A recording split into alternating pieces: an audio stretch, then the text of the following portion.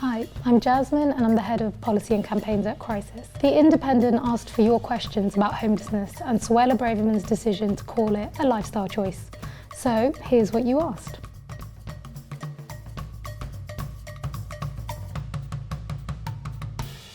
Ben says, why has homelessness got so much worse? Well, this is a really great question.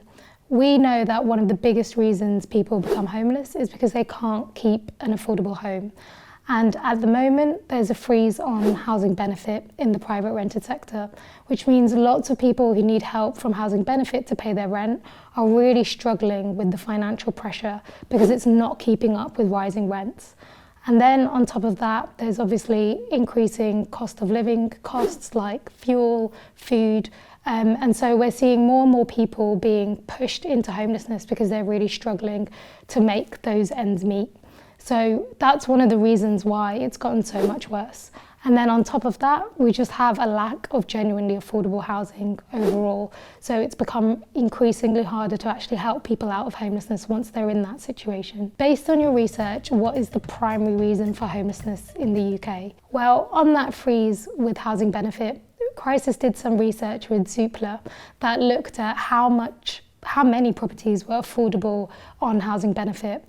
And we found that just 4% of properties across England were affordable within the money people get to help them. So that is one of the biggest reasons at the moment people are being pushed into homelessness. And we've done some more research that looks at what could make the biggest difference to actually end homelessness in England.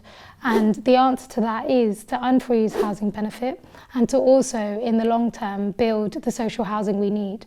And if we do those two things, that would significantly reduce levels of homelessness in this country and would make a huge difference. Rick says, Suella Braverman's not entirely wrong. Various choices over the course of their life led them to where they are now. The poor choices added up and now they're homeless. There are some exceptions, such as children being born into poverty, but she has a point. First off, I'll have to say I don't agree. So from the research that we've done at Crisis, but also from the thousands of people that we support every single year who are homeless or at risk, we see that the biggest reasons people become homeless are the lack of genuinely affordable housing, and for some people, a lack of specialist support services. So Rick talked a little bit about sometimes people being born in poverty as children, and actually the biggest factor in homelessness is poverty.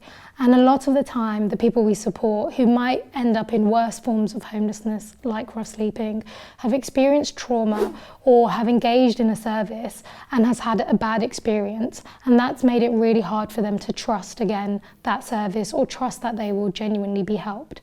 So the biggest reason that people sometimes do remain on the streets is because we don't have the right housing to offer them and we don't have the specialist support services as well for them to engage in.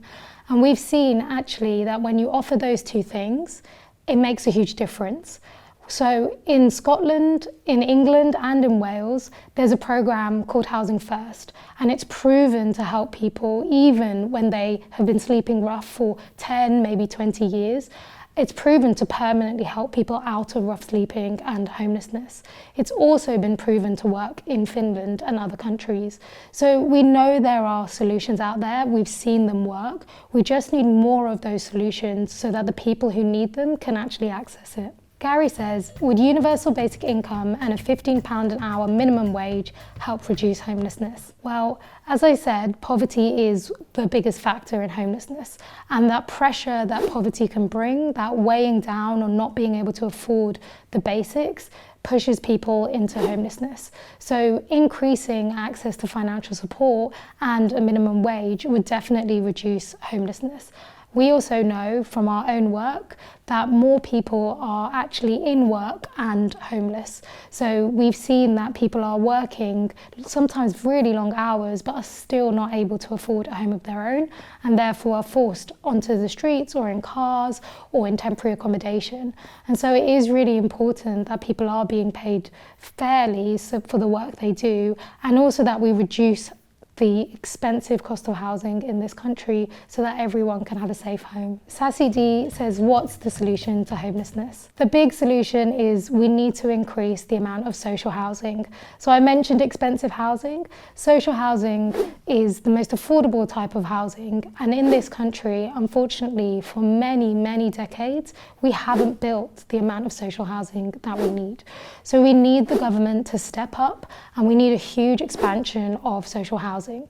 We know that's going to take time, so we also need to see immediate solutions so that people can get access to more affordable housing, like privately renting, and that means unfreezing housing benefit. Those two things would make a really big difference.